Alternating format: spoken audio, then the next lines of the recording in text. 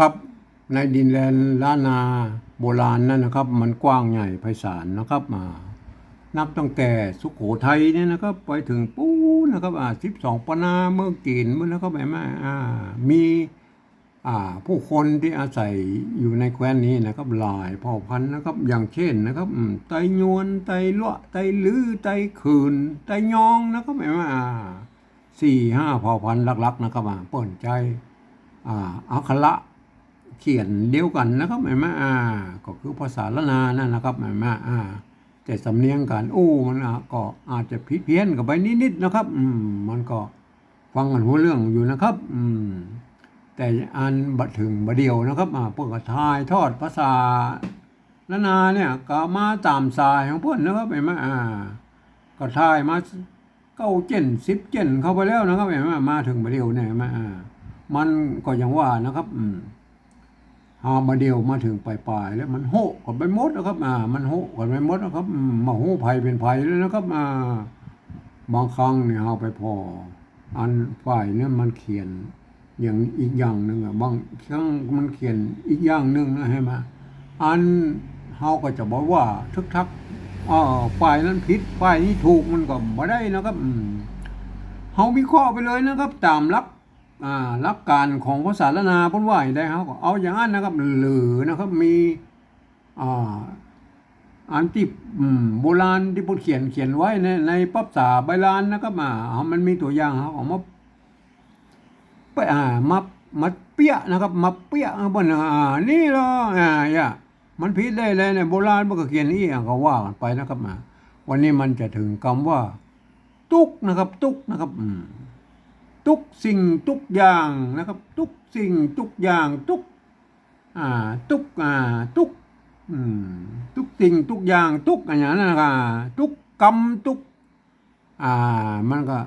บางทีมันก็จุนะครับบางทีมันก็จุสิ่งจุอย่างจุกรรมบางทีมันก็ทุกสิ่งทุกอย่างทุกอย่างนั้นมันก็แล้วแต่เผ่าพันธุ์นะครับมันที่มันก็เหมือนกันมันก็นิยมแตกต่างไปนะตุกนะครับตุกมันเสียงตีมันก็ต้องใจตัวต้าใช่ไหมไม่กูใช่ไหมไม่กูเนี่ยโบราณเปิ้นก็ใส่ไม่ซัดตัวเดียวนี่มาเปิ้นอ่านว่าตุกหน่อยมาเพราะอย่างครับเพราะไม้ซัดนี่มันคือไม่กักนะครับมันแตนตุกกะอยู่ทั้งข้างนี่ไหมมันแตนตุกกะอยู่ทั้งข้างนี่เปิ้นอ่านว่าตุกนะครับตุกทุกสิ่งทุกอย่างนะครับเปิ้นอ่านว่าตุกนะครับอันนี้โบราณนะครับในปกติภาษาโบราณมันก็มีนะครับหันพวกเขียนกันนี่นะครับทีนี้เฮามาถึงปัจจุบันนะครับปัจจุบันนี่เฮาสะกดเขียนนี้ได้ก็อันเฮาบ่ใส่ไม้ชัดทั้งบนแล้วเฮาใส่ตุกกะหลังๆนี่มันก็ได้นะครับก็ตามหลักนะครับไม้อยู่ทั้งล่างไม้อยู่ทั้งลุ่ม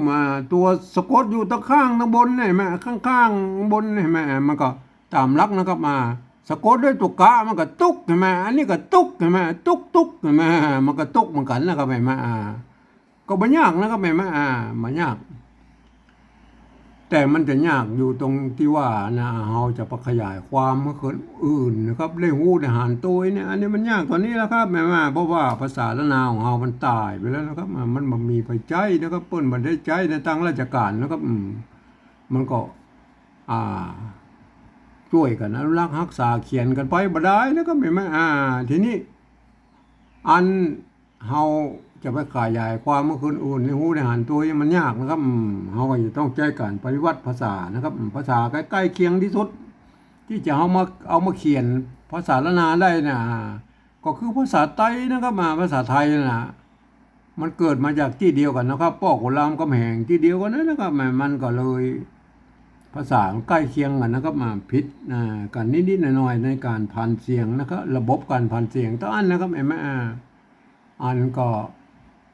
ผมเองนะผมได้ใช้หลักการนะครับของสภาวัฒน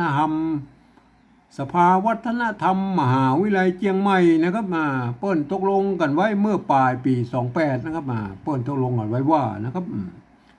การที่จะเอาภาษาไทยมาปริวัติเป็นภาษาละนาเนี่ยก็ กระทำได้อยู่3แบบนะครับก็คือแบบที่1นะครับเปิ้นจะเอาไว้ใจเขียนลักษิลาจารึกนะครับเอกสารสำคัญในโบราณนะครับนี่ครับหมูถึงแล้วนะครับเพื่อจะเอาหลักการนี้เพื่อจะเอามาทุกเครื่องหมายทุกไม้ทุกอักษรนะครับเห็นไหมเพื่อก็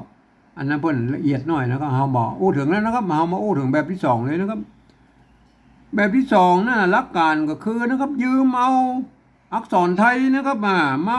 ปรับเทียบเพื่อเป็นอักขระละนานะครับแล้วก็ประกอบกรรมขึ้นมากับแบบภาษาไทยนะครับผสมประสานกันไปนะครับบางครั้ง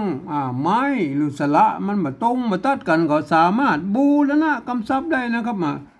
มันหน้าตามันแบบไทยๆนะครับออกไทยๆนะครับ แต่เวลาอ่านท่านจะต้องเลือกว่าอันเป็นภาษาละนานะครับอักขระละนาท่านต้องอ่านแบบภาษาละนานะครับอย่างเช่นตัวเห็นไหมท่านเห็นว่าเป็นทอทหารใช่ไหมอันตัวนี้คือตัวตะนะครับตัวตะเนี่ยเห็นไหมเนี่ยเทียบมาจากตัวตะตัวนี้เห็นไหมเทียบมาจากตัวตะเนี่ยมันต้องเป็นคนทั่วไปไม่สามารถเข้ามาอ่านได้นะครับ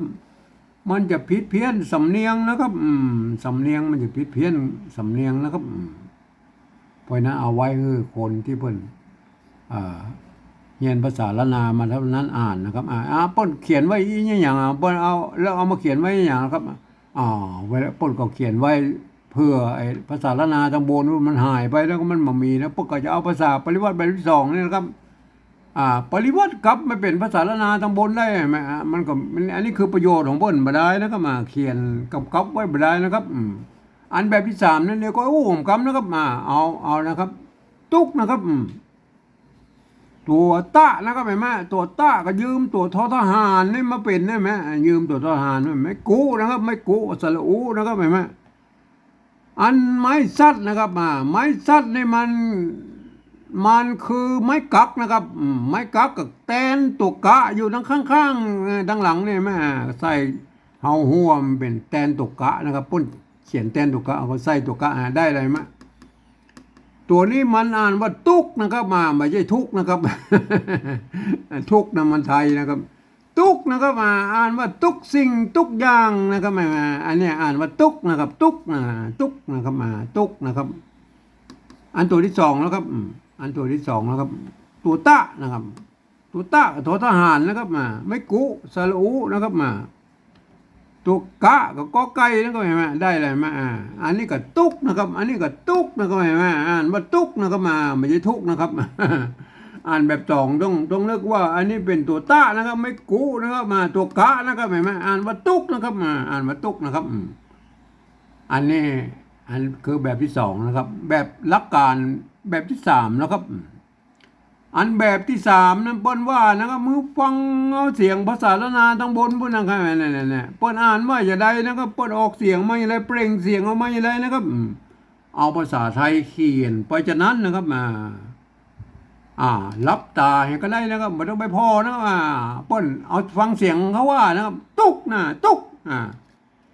อ่านว่าตุกนะครับเฮาจะต้องใช้ตัวต่อเต่าเห็นไหมต่อเต่ามันตุกนะครับมันทอทหารมาได้แล้วก็มันทุกครับมันได้ต้องใช้ตัวต่อเต่านะครับเฮาได้ยินว่าเสียงตุกนะมันต่อเต่านะครับต่อเต่าก็เอาไม้กุสระอุไปใส่ไปก่อนนะมันมามีไม้กุแล้วก็มันสระอุแล้วครับตุกแล้วก็เอาเขียนให้ได้นะครับตุกนะครับอันนี้มันตุกนะครับตุกนะครับ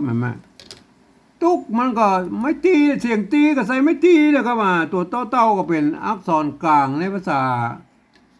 ไทยตัวหนึ่งนะครับกจดตบปนะครับมันก็พันในก็เสียงนะครับตุกนะครับตุก